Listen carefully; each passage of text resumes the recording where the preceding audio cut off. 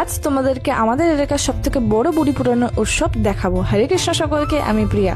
তো আমি তোমাদেরকে আজকে দেখাবো যে আমাদের এখানে বুড়ি পুরানোর দিন কি কি হয়। তো আমাদের ক্লাবে চলে গেছিলাম আমি দেখতে, আর সেখানে দেখি সাংস্কৃতিক অনুষ্ঠান হচ্ছে। তো সবার আগে বলে রেখে কেন, আপনারা অনেক অনেক ইউনিক জিনিস দেখতে পারবেন যেটা হয়তো আপনারা আগেও দেখেননি।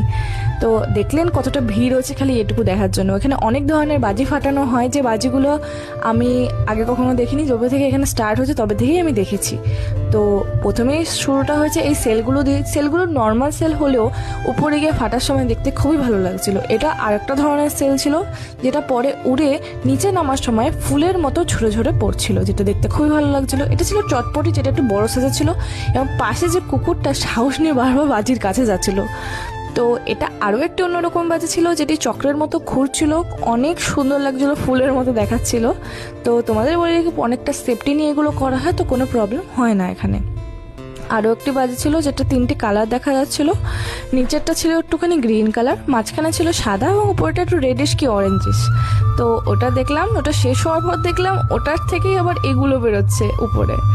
আরও একটি বাজি ছিল যেটা এরকম বাঁশের উপর দাঁড় করানো ছিল এবং গোল গোল করে ঘুরছিল, যেটা দেখতে মনে অনেকটা থাকে না যে আগুনের ঝড়, অনেকটা ওরকমই লাগছিল।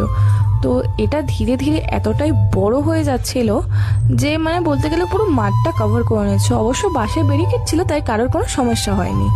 এটা আপনারা দেখতে পাচ্ছেন ঠিক কতটা বেরিয়ে গেছিলো, মানে অনেকটা বেড়ে গেছিলো। তারপরে নিয়ে আসা হয় বুড়ি। তো বলে রেখে আমাদের এই ক্লাবটা ফ্যামিলি ক্লাব, তো এর জন্য আমাদের এখানে অনেক ক্ষুদে সদস্যও থাকে, যাদের জন্য একটা ছোট বুড়িও করা হয়েছিল, যেখানে তারা মিলে করছিলাম বড়রা বড় বুড়িতে। আর সবাই মিলে করার পর যখন বুড়িতে আগুন দেওয়া হলো, সেটা ধাউ ধাউ করে জ্বলে যাচ্ছিলো, যেটা দেখতে খুবই ভালো ছিল। মিনিটের মধ্যে পুরো জ্বলে গেছে এরকম। আমি ওখানে দাঁড়িয়েছিলাম অনেকক্ষণ, কিন্তু অনেকটাই আমার তাপ লাগছিল, যেহেতু আমি একদম মানে মাঠের মধ্যে ছিলাম আর অনেকটাই কাছে ছিলাম। তো আমি তো ভাবলাম না, এখান থেকে একটু দূরেই যাই। তো আমি একটু বাইরে গিয়ে, মানে একটু দূরে গিয়ে আমি আমার বৌদি আর আমার বোনের সাথে ইয়ার্কি মারছিলাম। ওখান থেকে আমি দেখছিলাম ঠিক কতটা লাগে। আর ক্লাব মানে আমি ক্লাবে আনাচে কানাচে সব জায়গায় আমি ছবি তুলে বেড়াই, কেউ আমাকে কিছু বলে না।